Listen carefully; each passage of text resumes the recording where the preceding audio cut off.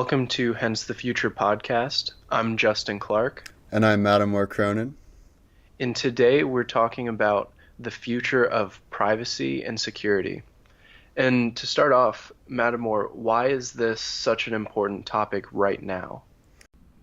So, the reason why privacy and security is so important right now is because data is currently the most valuable resource in the world. So, it used to be oil, now it's data. In the future, it might become water. But for now, data is the single greatest determining factor of the success of a company. So all of the big tech companies that we talked about 2 episodes ago, none of them would be anywhere without the big data that they collect and put to good use. Like just take Amazon, for instance. What makes them great is not that they sell books or that they have lots of inventory. What makes them great is the personalized recommendations that they're able to give to you and always knowing and anticipating what you want.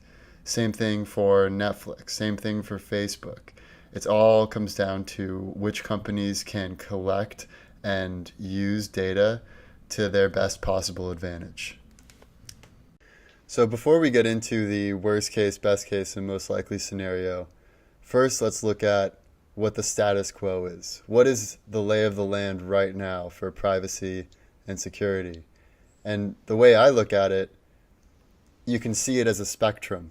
On the one side, you have countries that are doing a really good job, like Iceland. And on the other side of the spectrum, you have North Korea, where the people have pretty much no idea what's actually going on in the world.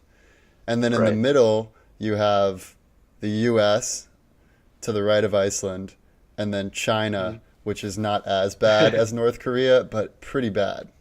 I don't know if Yeah, you heard about this, but in China, they are not allowing the movie Christopher Robin to be released with Winnie the seriously. Pooh.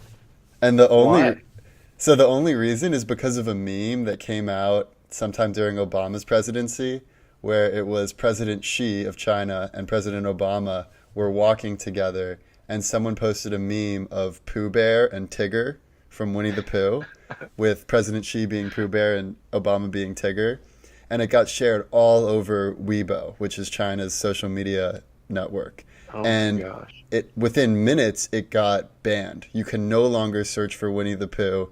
You can no longer find those images in search engine image results. Right. And now they're not even allowing the movie to be released. So if they are censoring something as innocuous as Winnie the Pooh, then Oh that just yeah. gives you a sense of how much else they're censoring.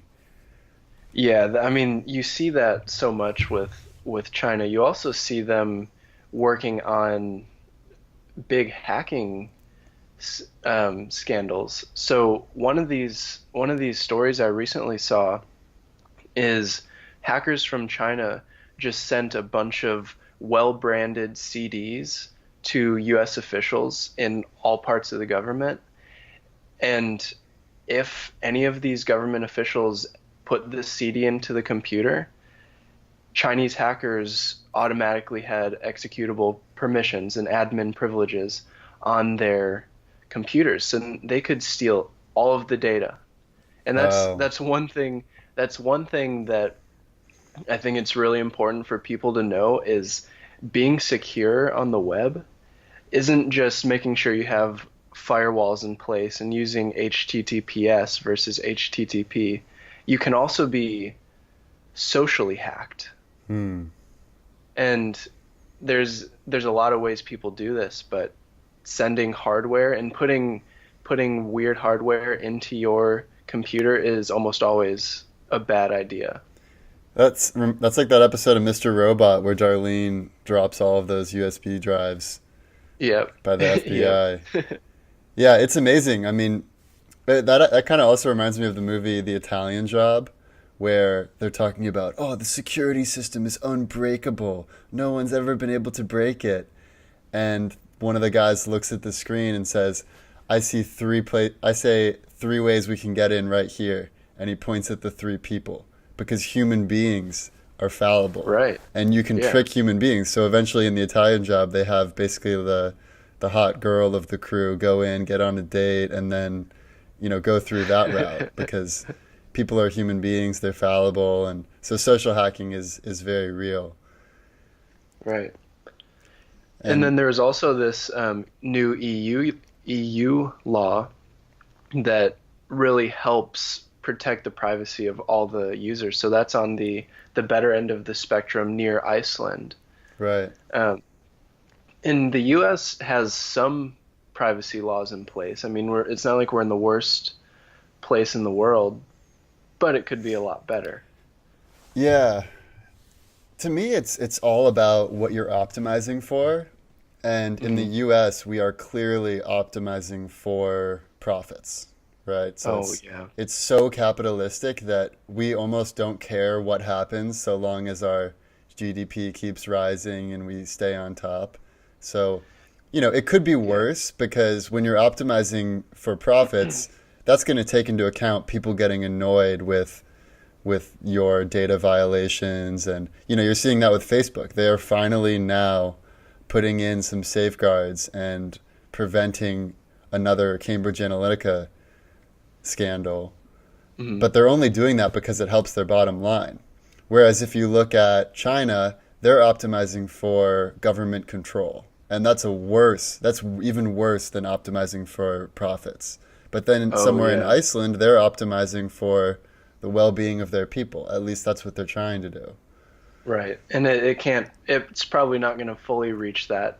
I'm sure the situation where you're talking about something to your friend, some brand, and then a couple hours later you see an advertisement Oh, all the for that time. same brand. I'm sure that's going to still happen all over the world, but in Iceland, hopefully they don't have as much access to the really personal data. Yeah. So one interesting topic that I think we should discuss is the situation with Apple and the FBI, and about Apple preventing the FBI from getting into the iPhone so that they could have the necessary evidence to convict someone who had done something terrible, committed a grievous offense against the Hmm. state. And you can see the argument on the side of giving over that data. Sam Harris makes a really good argument where he says, there is no other situation in the real world where you can lock up a box of all your information, all your murder weapons, any evidence you have, all of the crimes Hmm. you've committed, all the documents. There's no way you can lock up a box in your house and the government will not be able to get that no matter what court order they have and what sort of reason they have based Hmm. on crimes that they have a reason to believe you committed. So Yeah. that's a very good argument. On the flip side, another Sam Harris quote is he says, people are treating their iPhones as part of their minds that they don't want read. And I think that really gets at the privacy and security issue of our time, where Hmm. it's almost like the tertiary layer that Elon Musk talks about with AI, where you have your reptilian self, your mammalian Yeah. human self, and then on top of that, you have your digital self where you can reference Google and Wikipedia or whatever else. Right. That is already a part of us. We're already cyborgs. So when people think that they might have their iPhone information read, which is basically like part of their mind, they get very upset about that. And you can see why Right. this scenario is different than anything else we've experienced in the past. Yeah. And it's also nice that Apple actually went to bat for their customer. Yeah. And that's something that really instills trust in a company. And this kind of brings up a philosophical issue. Is it really that big of a deal if Apple or Google have your data? Because I know sometimes I would rather see ads that are actually relevant to me Hmm. than some stupid kid's toy or something else that is totally irrelevant. And if I'm minimizing my digital footprint, then everything that I see is completely untargeted. But at the same time, they have all of this data about me, and it's a question that people need to ask themselves. Right, you're weighing What companies? convenience against safety and feeling good. Yeah, I mean, I yeah. trust Apple more than I trust Google or Facebook, for instance. just based on Hmm. their company culture and their mission. I mean, Hmm. Google, this just came out 2 days ago. Google is now planning to launch a version of their search engine in China, which is going to be censored. And there was one really good quote about it on Twitter where someone said, the world's biggest search engine obeying the censorship rules of China's government is a win for the Chinese government. It Yeah. shows that no one's willing to stand up to their censorship anymore. So it's not just like how do you feel about private companies having your data? I think a lot of it's about how do you feel about specific companies having your data and what are Right. their values? And then ultimately, like we talk about with AI, whichever one or ones reach the high level of having artificial superintelligence, Hmm. that's going to be really important is what their values are and again what we're optimizing for. Yeah. And one of the cool things recently about these companies collecting data is they're actually listening to their customer and making sure that there are some privacy precautions in place. So, for example, Apple is releasing some version of iOS that's going to track users a lot more closely, but at the same time, they want users to feel like their data is safe with Apple. Hmm. And what they're doing is they're using this method called differential privacy. And basically, that means that they have a database that can tell you overall statistical trends, but you don't have any personally identifiable information. Right. That's So one you of the can't actually look at yeah. the data and get information about a individual user. That's been Facebook's solution as well. They have stopped giving you individual information, and they've actually stopped giving you the estimated audience size, which doesn't seem that personal, but they're Mm, slowly deciding which information they're going to let you have, and it tends to be those broad trends where you're like, okay, I want to target people who like tech. But beyond that, you can't get down to the level of, I mean, with Cambridge Analytica, they were doing psychographic profiling on a level that was mhm. just not palatable to any consumer who heard about it. I mean, they are basically able to assess your personality traits, where your mind is at, also your political affiliations, where you are geographically, and then use all that information to sway some key elections in swing states. Yeah, And that's huge. I mean, that's just like the tip of the iceberg as far as what you can do because right. that's just swaying people via ads. But if you talk about some of this really cool future technology like mind reading technology and just knowing everything about you all in one centralized database. So rather than having some of your data in Google, some of it in Apple, some of it that the IRS has, imagine if all of that data is in one place. They would know you better than you know yourself, possibly. Yeah, that's actually kind of crazy to think about. And mind reading technology seems like it's far out because in one sense it is. I mean, reading the exact thoughts of people is way far out there. But if you have a timeline of how you interact online, they can basically come up with a coherent picture of who you are and can essentially read what you might be doing in the future. And Well, one of the cool not only things, that, okay. they can actually read your minds in a primitive sense compared to what we can do eventually. But did you see that MIT Like the invention that EEG machines yeah, where so you have to hook up to some machine. no, this is even more portable than that. This MIT guy, I saw this article on Medium that got published recently by MIT Labs, and Hmm. this guy walks around with this.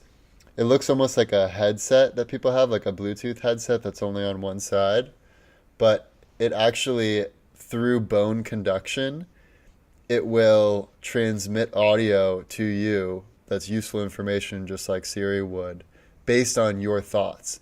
And it reads your electrical brain pulses through this machine and then transmits the audio through bone conduction. So you hear it without any actual audio being emitted.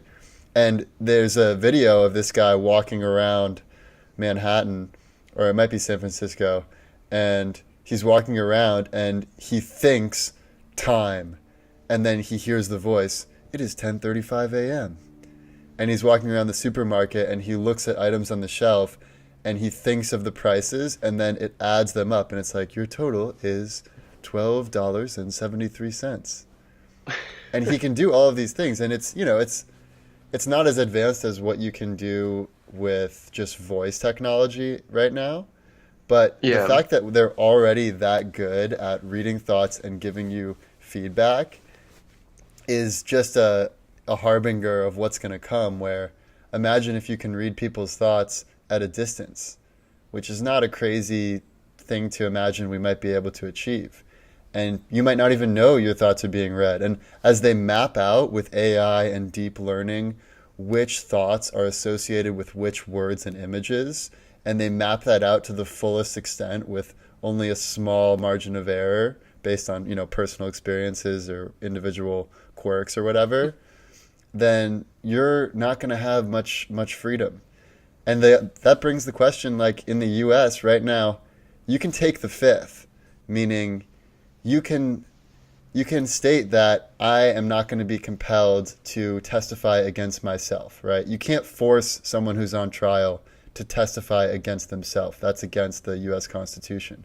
But in the future, if cops, interrogators, FBI, if they can read your thoughts, I don't know if we're still going to have the Fifth Amendment, or if they'll obey it, or if they'll get around it or pretend like they're going along with it, but then turn around and convict you using other evidence now that they know your thoughts. Yeah, that kind of reminds me of the Black Mirror episode where you have those detectives where you hook up to some little machine and then they can actually replay your memories. Oh, yeah, yeah. Yeah, that's actually that's a scary thought. Right. But even that, the person has to agree to it, and it's like right up there. The thing that's the scariest in my mind is just imagine you're walking around and just like people can listen in at a distance with those spy listening devices, or cop cars have them now too, actually, and they have heat sensors and whatever else. Imagine if just another thing they have in their quiver is mind reading. Jeez. Yeah, the interesting thing about that though would be what would it be like to actually hear the inner dialogue of somebody? I imagine it would just sound like a crazy person, even if you were looking at a completely sane individual. Right. Well, that's why it's a The neural thoughts net that problem. just go on repeat, and you're just in a little loop in your mind. You'd But just be even if it's repeating the same thing. nonsensical, if there's a hostage situation and the cops are reading the criminal's mind and he's thinking run, run, run, then they're going to be like, all right, he's about to take flight. Or if he's thinking just like angry thoughts or murderous thoughts, they're like, okay, we got to get in there now. Versus if he's thinking more calm thoughts and doing mathematics in his head, they're like, okay, it seems like he's probably complying and he's going to come out and agree to the terms. Yeah, So, although your state of mind is probably messed up anyways if you're being confronted by police. I know with me, I've gotten pulled over for being, it was basically they were looking for somebody else in a similar car as me. yeah, yeah, And when I got pulled over and was just being falsely accused of something, there have been very few times I've been more stressed because I right. know that I didn't have any power. So even if you were reading somebody's mind in that situation, it seems like the data itself would be really messed up. Yeah, I agree with that, but I also think just the longer time goes on and the more we develop machine learning and AI, I agree, a human won't be able to make sense of that data. But I think with That's enough true. time and enough data, a machine will be able to stitch together some sort of story based on what you're trying to find out. But Yeah. that's why, Yeah, I I guess mean, so. that's why I love that Sam Harris, his master value is what he calls it, is free will or free thought. And the reason Hmm. that's his master value is because that is the only means by which we can reliably self correct for our errors. So, if as a society, we're always struggling and making progress and having setbacks, that's why we have multiple parties. That's why people have different beliefs. And the only way we can make any progress is by freely talking about these issues and figuring out where our disagreements are, weighing the Hmm. pros and the cons. And so, by having free will as a master value and free thought, we allow for that self course correction. Whereas if we start banning people from talking about certain things, then we're going to stop making progress in those areas. Yeah. I mean, don't want to get to the point where people can commit thought crimes. Right. And yeah, so what do you think about the situation of big companies collecting your data to make your life better? Like Amazon is collecting your data to give you better recommendations. Yeah. So there certainly is, bless you, there certainly is value in that. I mean, it's super convenient to have all of your data. I mean, think about any situation like Uber, for example. Unless you share your location information, your contact number, your credit card, your ride history, unless you share all that information, you're not going to be able to benefit by instantly summoning a car to you. So those are some of the benefits we have right now.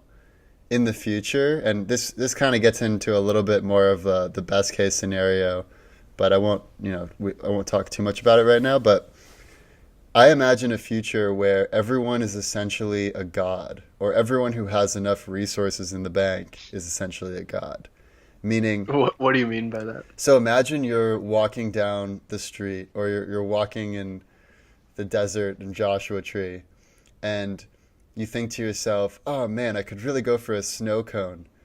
And so you just think, I want snow cone. And it materializes out of nothingness.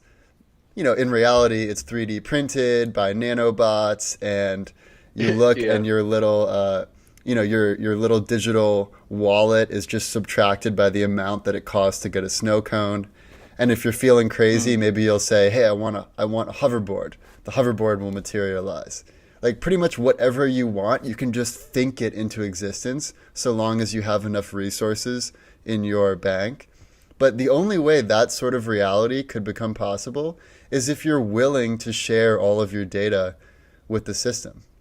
Like, unless you share your banking information, your location, all the relevant information that's associated with that, like from all the different companies that may provide the molecules that bring this into existence, you're not Hmm. going to be able to have the benefits. So that's like the good side of it. The bad side is obviously limiting your freedom, limiting your thought, and really limiting your free will. Because Yeah. if you're not able to, well, let's go into the worst case, best case, and most likely, because I feel like we're starting to get in there. So, what do you think is the worst case scenario for the future of privacy and security? Oh, this could go a lot of different ways. Kind of touching on what you were saying. If a company has so much of your data that they can basically sway you to make any decision they want you to make, basically every second of the day you're getting a little subliminal message nudging you in certain directions. And if we're in a world where that's the case, there is no free will. Right. And I Well, it's like really you pretty much have two choices. It's like either you can be a good, obedient citizen of Big Brother, or you can go to jail for the rest of your life. That's your free will. yeah. Yeah, I don't like that scenario at all. But there are some other bad scenarios where we have maybe the US. is on the front lines when it comes to defending their citizens in the future. And but we still have countries that are trying to hack everybody and extract information even if it's not legal. Um, I think that is another bad situation because when when things are extremely secure, let's say someone's thoughts can be read, but there are a lot of protections in place and you can't read thoughts remotely. Right, like you need a court order for, Basically, yeah. if there are bad actors, they might kidnap people to read their minds, or they might kidnap people and or their friends or something, to extract information, going back to really old school interrogation techniques. And this would all be social hacking, but it's still a case where bad things can happen. And I don't know, it seems like Yeah. there are endless possible bad scenarios when it comes to Yeah, the that seems more like the most likely scenario for as I see it. The worst case scenario that I see is like yeah, China but worse, North Korea but worse. Meaning already, and I don't mean to keep picking on China. I love the Chinese people. It's mostly just their government policies that I very much do not agree with. yeah, But already in China, hmm and this goes back to another Black Mirror episode, there is a rating system whereby it's called the social credit system. oh yeah, I Have you love heard that about episode. this? Yeah. So basically, this is exactly like that episode of Black Mirror where you rate everyone for everything, and it has very real world implications. So, It's basically your currency. yeah, so imagine you get a rating, let's say out of 100, you have a rating of 80% or whatever it is, and the factors that go into that rating are everything from do you pay your bills on time, to how often do you visit your elderly parents, to how good of a sportsman are you while playing video games. Like, this is literally, I watched this video, that is one of the factors that they take into account. So if you're like Oh one of those like quote unquote campers that just like, waits in a little area and like shoots people online and like Call of Duty, that would hurt your score in China. And I mean, it's insane. I mean, the types of factors, and they keep it very vague purposefully. So you don't know really what's going into your score, and you don't know how much your score could go down even by just a small infraction.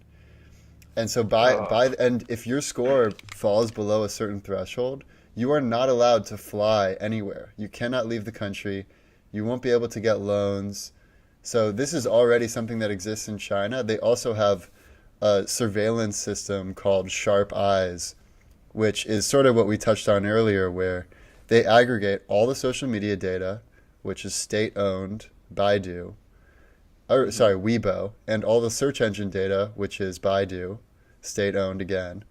All of your geographic data through facial recognition and I think it was something like 17 million surveillance cameras they have. Holy Or cow. no, no, sorry, it's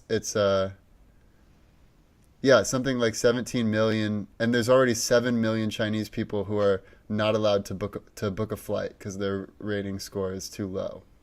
So Holy cow. my worst case scenario is imagine China, but with the additional ability of being able to read people's thoughts.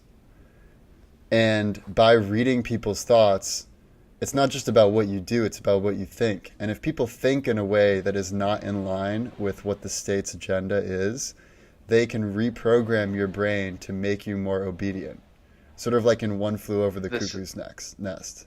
this is basically exactly 1984. That's 1984, but exactly what worse I'm hearing. because you can't read thoughts in 1984. It was just like That's the true. TV is always watching. 1984 is like now in North Korea or now in China. The worst case scenario that I see is that with the additional technology of being able to hack people and their behaviors, Mm. reprogram their minds if you don't like their thoughts, and obviously also being able to read their their thoughts and their inner feelings. I think Yeah, that's the worst. and the thing about the thought reading is it doesn't even have to be remote mind reading. If it's something where it's an invasive procedure, that's almost worse because then people have to be kidnapped Oh and yeah, and that happens all the taken time. in. Did you hear about Yeah. that? This is another story that happened just a week ago. So there was an American journalist who was in China, and she happened to witness an explosion near an embassy. Some other Chinese citizen, a middle-aged female woman, was filming the explosion, and immediately after she was filming it, or actually while she was filming it, three plainclothes people who seemed to be police took her forcibly and threw her into a car while she was screaming, "I don't know them! Help! Help! I've done nothing wrong! Help! I don't know them!" And so the American journalist follows this car thinking like, what the hell is going on? Follows them and says like, "Hey, what are you doing with that woman? What is this?" And they say, "It's a family matter."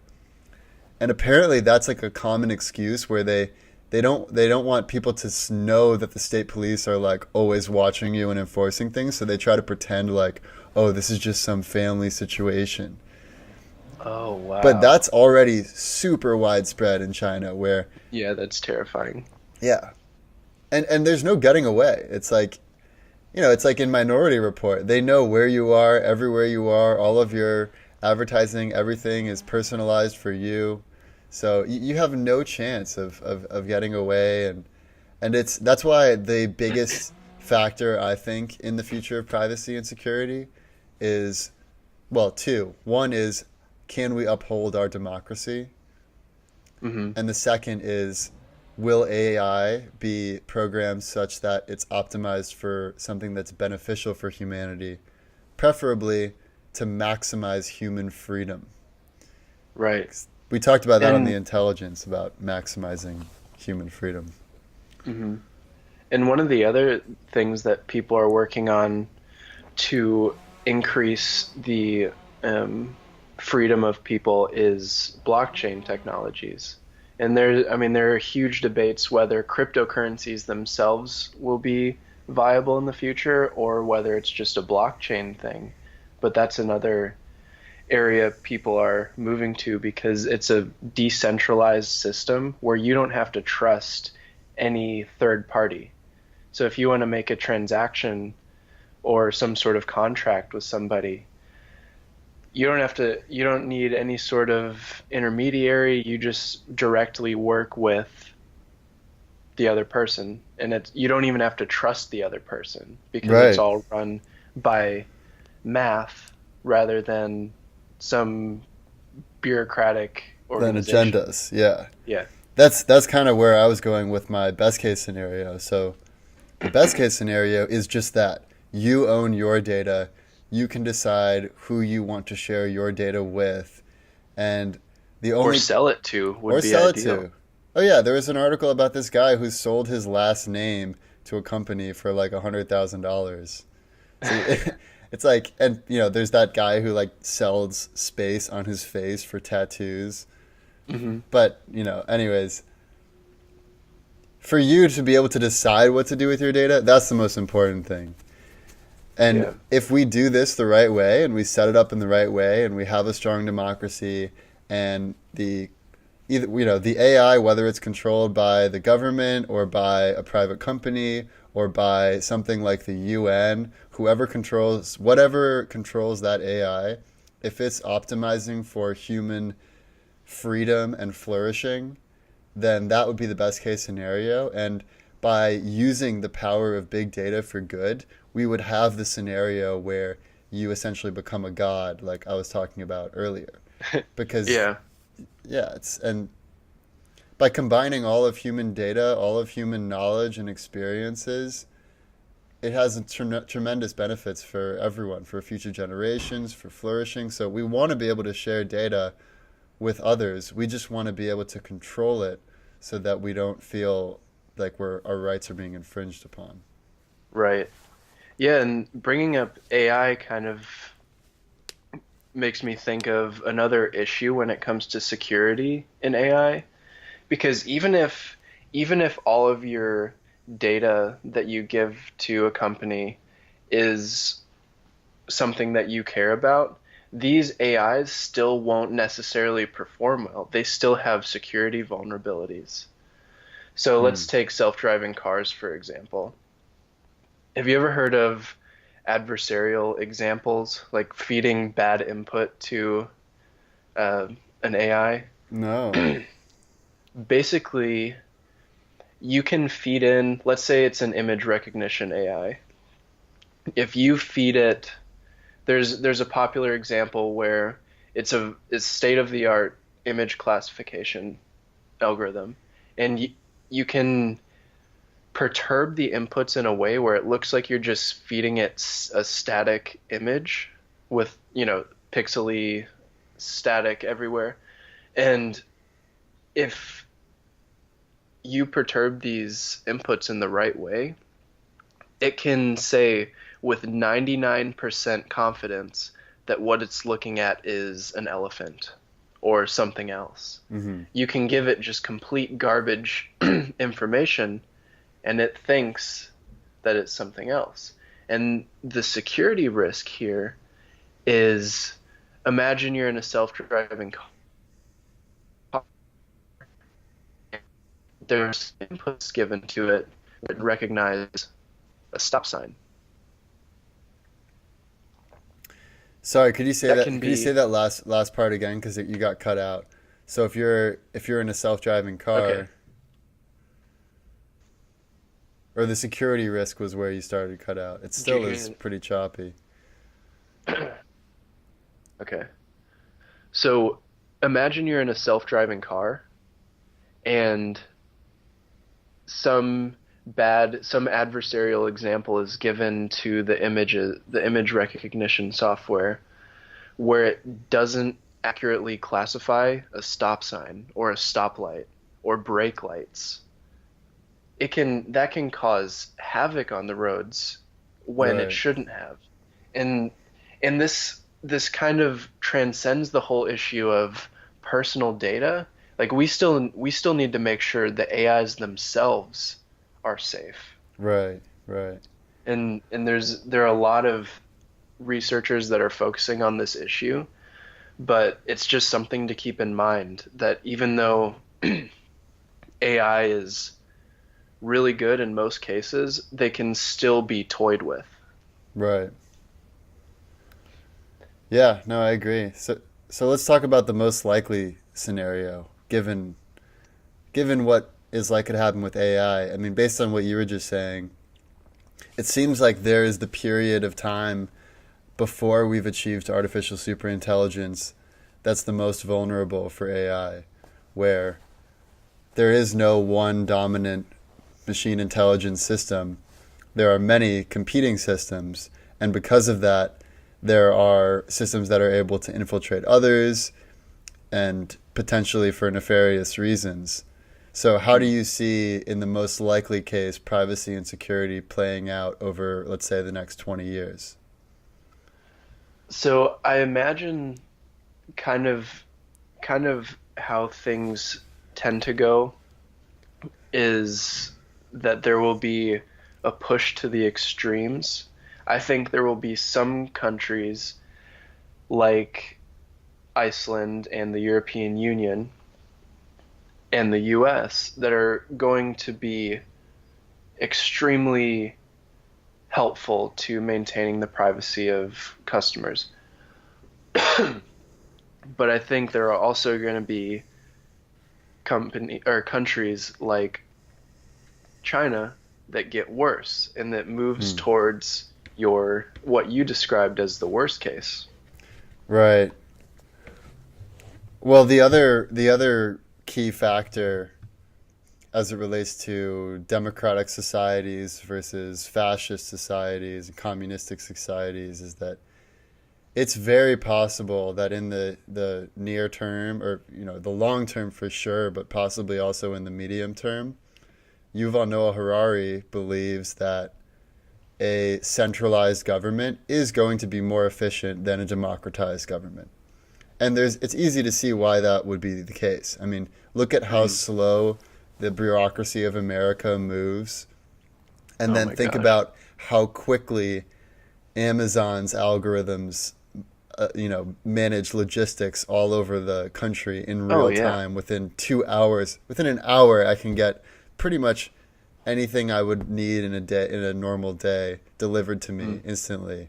So you can imagine the benefit of some country like China having all of the data centralized in one place and having all control to make any decisions, social, political, economical, where, while the US is threatened by jobs and automation, like we talked about in an earlier episode, China is not threatened in the same way because they can simply force the companies to continue employing all the people that they had been employing in the past simply because it works better for their economy.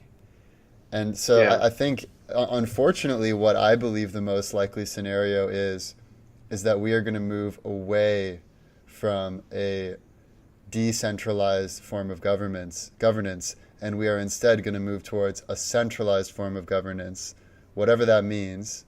Hmm. And You mean country by country is centralized kind of how it is now, or? yeah, well, I mean, it's hard to say when this is going to happen, but I believe that, let's say, like 100 years from now, for sure, I think that 100 years from now, the government is going to be governed by an algorithm with some human inputs, and everyone's going to give over all of their data. You're not going to really have much choice. But the algorithm is not necessarily malevolent. It could be a very good algorithm it could be an algorithm that's optimizing for profits, like sort of like what we have right now, or it could be something that's a little bit better than that, which is optimizing for profits but also taking into account human well-being and the overall health and happiness of its citizens. Or it could be Mhm. something that's like a little bit worse, where it's optimizing for profits but also state control and not having lots of uprisings. So I imagine it's going to Yeah. be something like that, and everyone's going to have all their data exposed pretty much all the time, unless you happen to be, let's say, in your apartment where you have a Faraday cage that blocks all Yeah. signals. And there will be some ways that you can get out data, but if you're walking on the street, I think all bets are off. And that's, to me, that's the most likely scenario: is everyone gives over all their data. We have a centralized form of government, and your data is exposed whenever you're in public, but it's not necessarily that the algorithm itself is bad. It might be optimizing for something that's the same as what we're seeing now, or a little better, or a little worse. Yeah. See, I don't know if we're ever gonna get to the point where, well, okay, I won't say never, but I think it'll be a while, if ever, that all of our data is exposed constantly. I see a lot of trends that point towards a decentralized approach, and I know blockchain is one of the big things on this front for making a decentralized sort of governance. I don't necessarily think that that will be the end all be all, but it'll still be there are still enough trends in place that I think people can remain anonymous if they want to remain anonymous. Um, But what does that mean, though? Because we're not even anonymous now. well, most people aren't. There are some people that are basically anonymous. You mean people who live And off the grid and pump well, their own you water don't out of a even have to well live and off the grid to be anonymous. You can use things like VPNs that completely mask your online traffic. You can also wear or use certain types of wallets that don't allow people to read your card information. And I know the new chips on credit cards and debit cards kind of combat that as well. Um, but there are just a lot of things being created that help protect personal privacy. Yeah. And Yeah, I think the big factor is going to be whether that leads to a more robust society that is more buffered against totalitarianism or anything mhm, else like that, versus if a totalitarian state like China is able to grow and flourish more because of how efficient it is in being able to have all decision making power.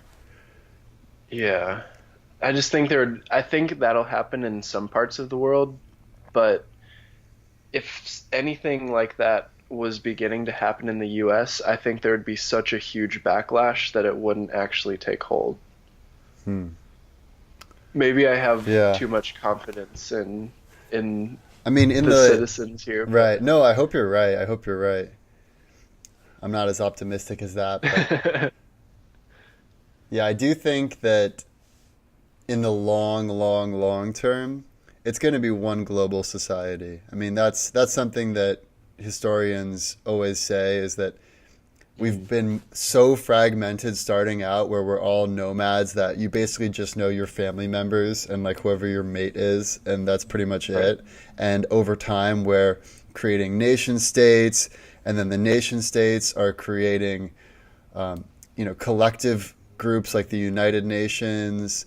And eventually, in the long term, it's just going to be Earth. There's going to be one flag, and it's going to be the planet Earth flag. And in that society, it's hard for me to imagine that society working without all data pretty much being open. And maybe Right. people at that point have reached some level of enlightenment through either just their experiences or through genetic engineering or whatever. But maybe at that point they're not going to there's going to be no real incentive to commit crime, because imagine if you already have everything you could want in life through, or everything you would need as your basics through universal basic income, and you know that if you commit any crime whatsoever, the odds of you getting away with it are basically zero. Then we might live in a society that is very much looks like a utopia where we're all global citizens. Everyone knows they can't really commit a crime, so no one really even tries to do it. And if they do commit a crime, then it's treated more as a psychological sickness than them being an evil person inherently. Yeah, so they And go into rehab rather than being incarcerated. right. And it does get a little tricky if you think, okay, well, if this person can take a pill and become a normal human being, then that seems fine. But if you have to go in and tweak some of the wiring in their brain, that's a little less palatable. But I Yeah. can't imagine a global society that doesn't have access to all data just because of the security implications. Like, it seems crazy to allow some anonymous actors to run around with the possibility of being able to hurt other citizens without tracking them, just based on the trends that we're seeing now. Yeah. What do you see as the biggest technological breakthroughs that will make or break privacy and security?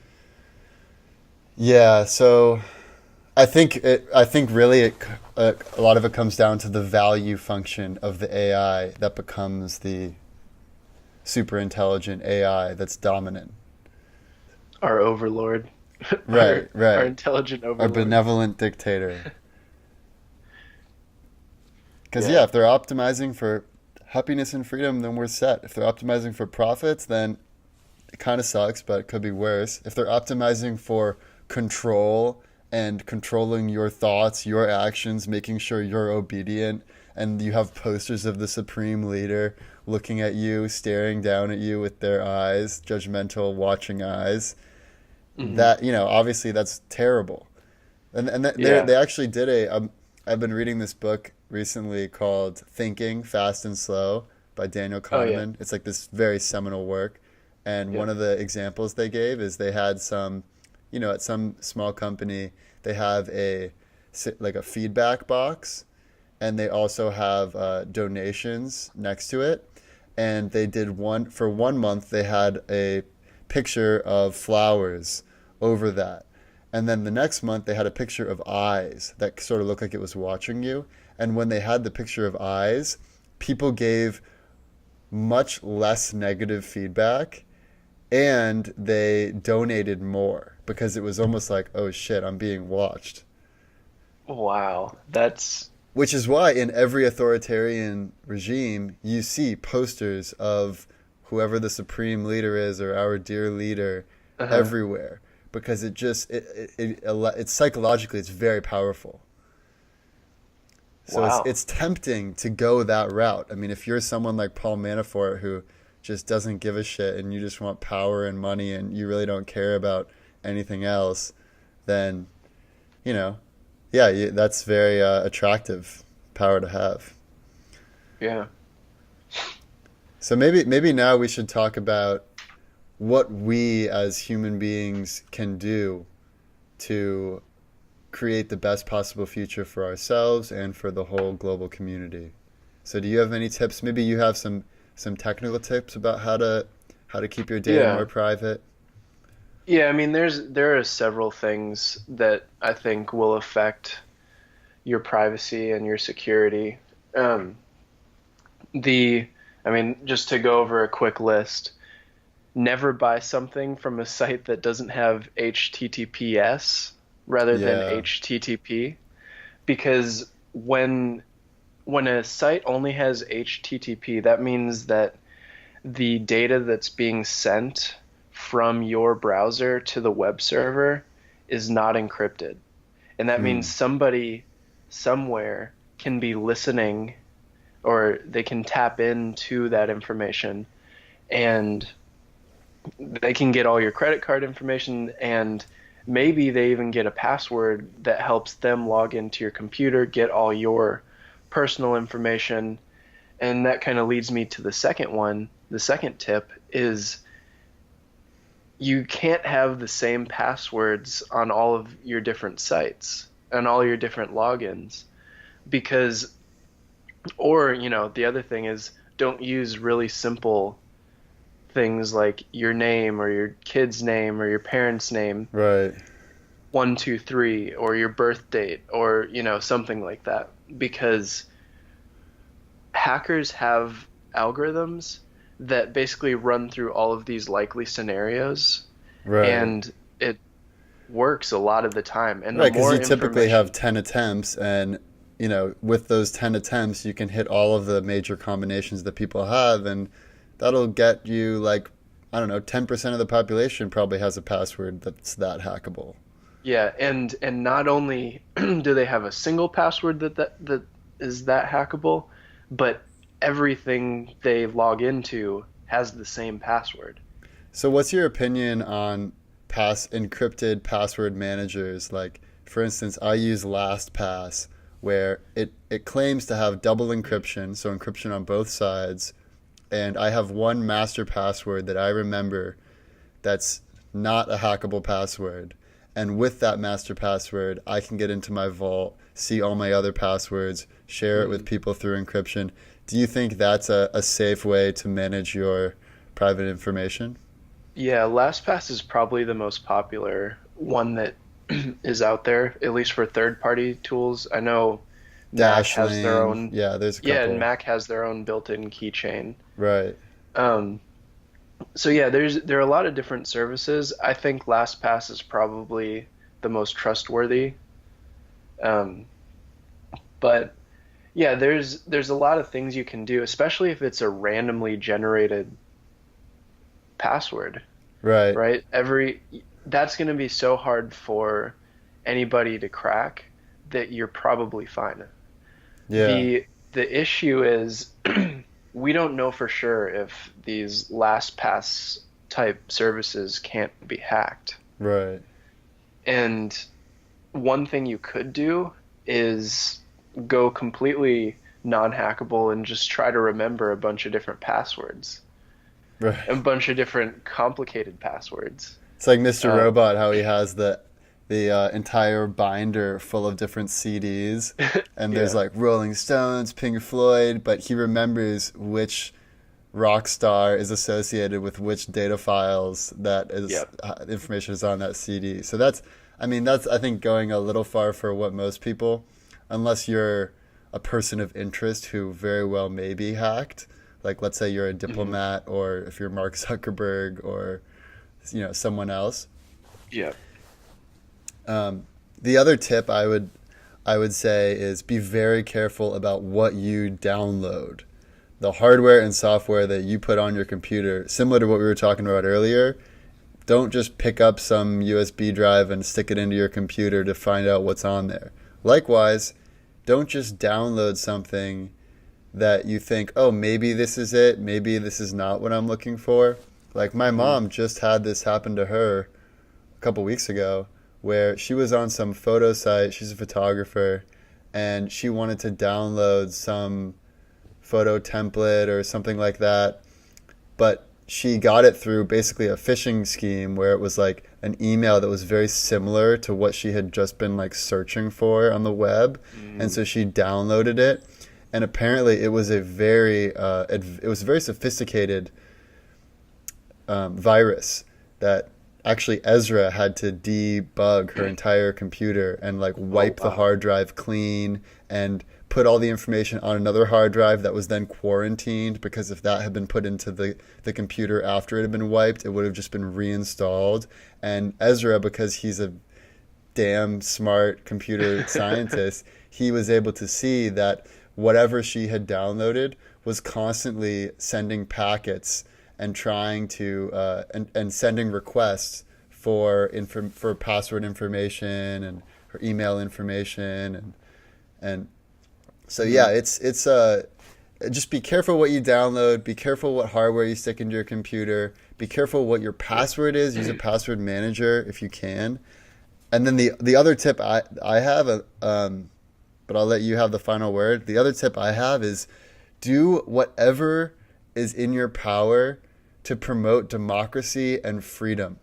Free choice, free thought, free will. I don't mean free choice in the abortion sense. I just mean it in the very general sense of all choices that you could possibly make. When in doubt, opt for more freedom, not less freedom. Even if you might offend some people, or maybe it makes some people feel bad, it's much worse to limit our freedoms, because the alternative is China, North Korea, these societies where you have basically no freedom. Yeah, I totally agree with that. So anything else on your end? Any final tips before we move on? Yeah, so kind of what I was just talking about were things to remain secure.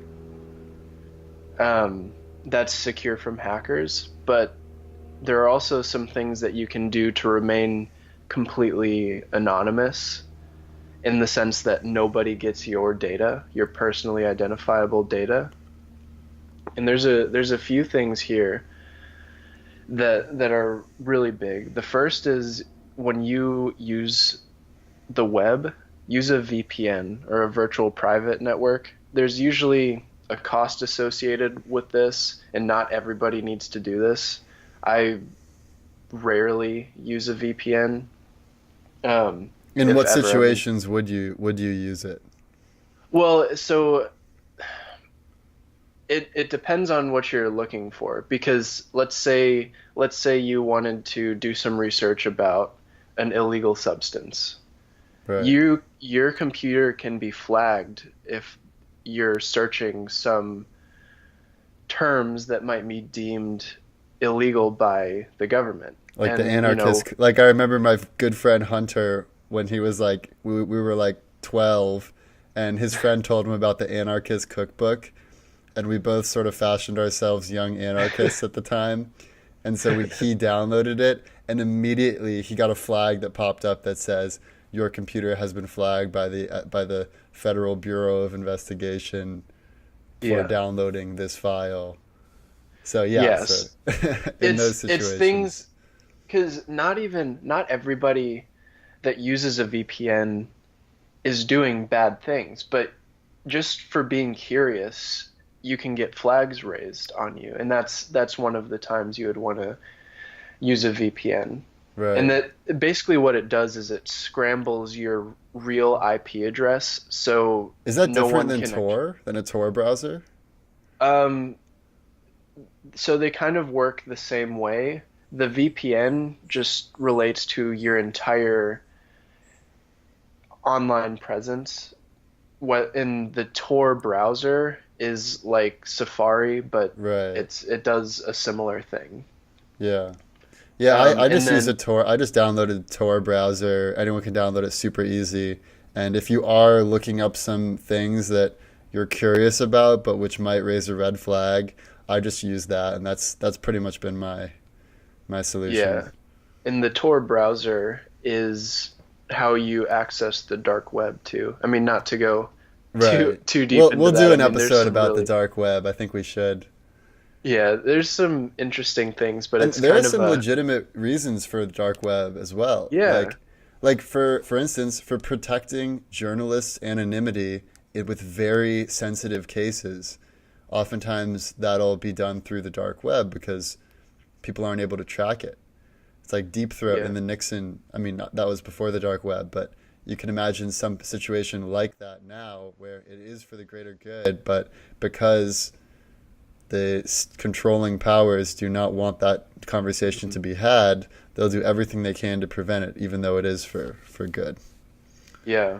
And then on the other hand, you also have websites like the Silk Road, which in one sense, I mean, sure, you can probably buy some weed on there. Okay, fine. That's not a big deal.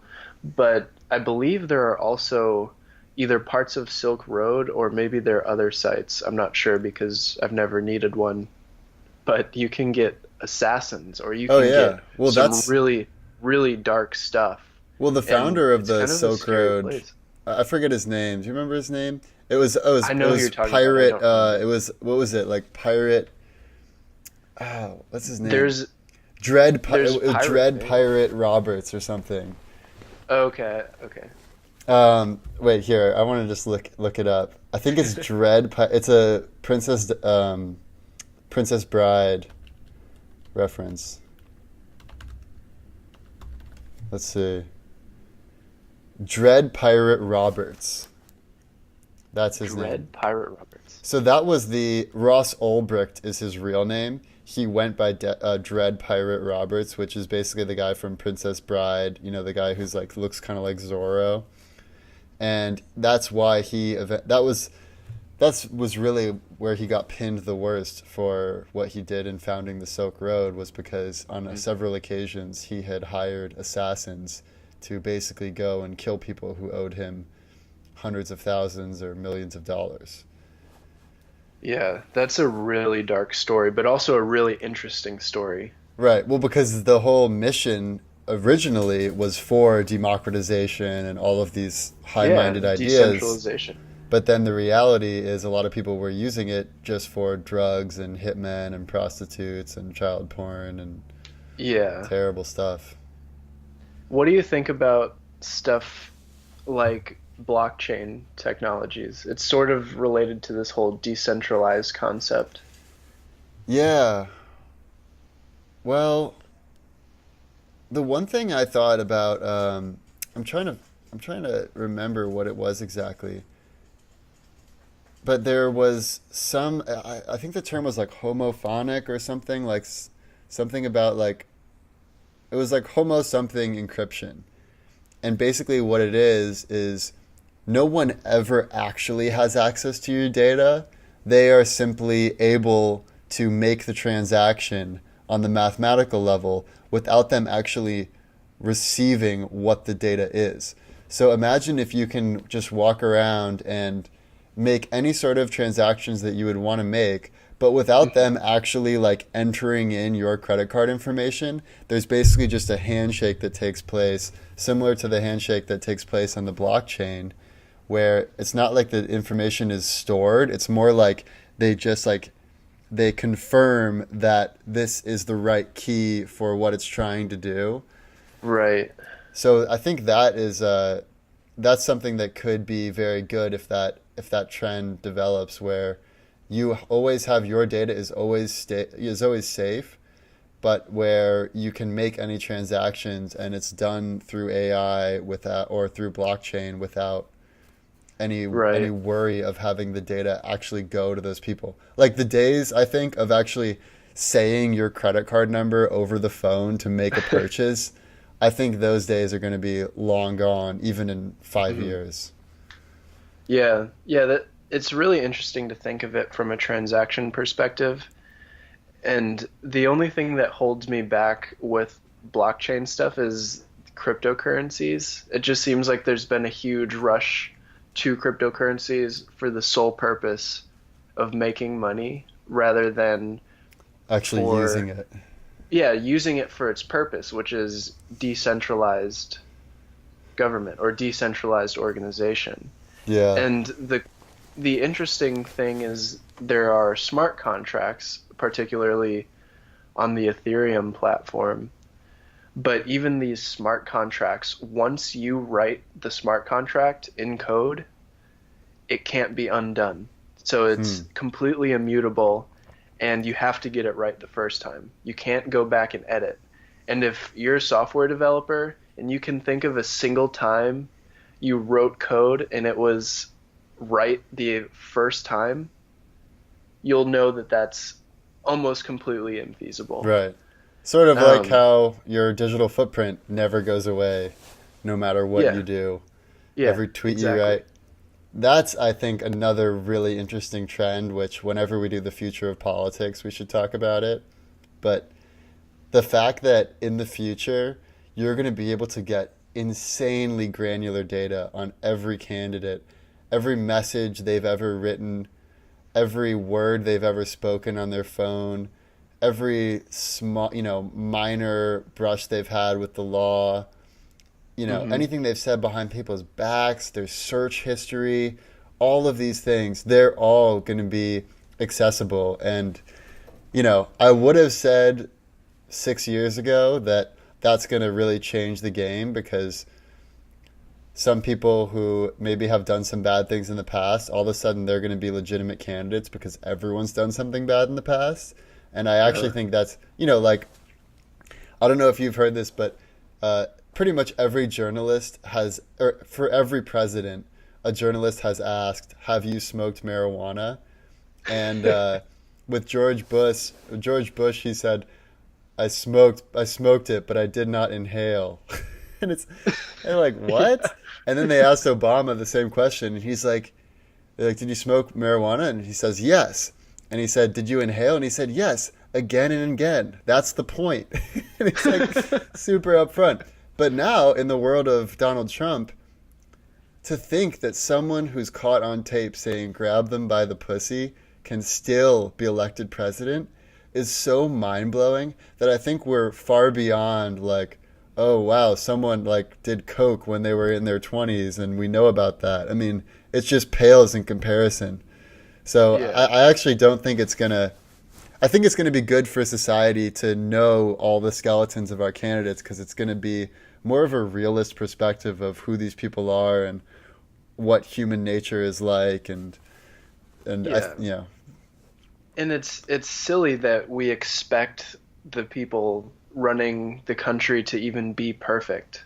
I mean, yeah, think about if you think about anything you've said in the past and can't come up with one embarrassing thing that you've said and something that could be definitely construed and demonized by the general public, then, then you're lying to yourself because you yeah. definitely have that.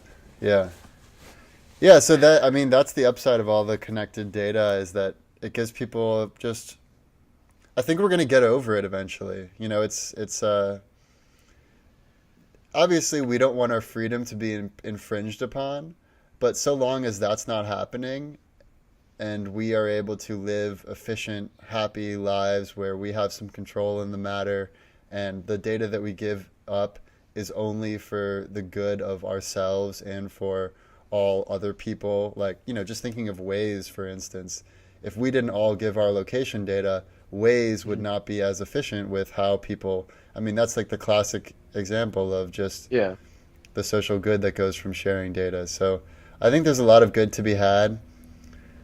And I think this We is just need to probably, make sure we just need to make sure there aren't hackers that take advantage of your data, because data can be a really powerful thing for you to give up. yeah, It's good for the whole and for yourself if you give up your data. right. So, yeah. Yeah, well, I think that's a good place to put a pin in it.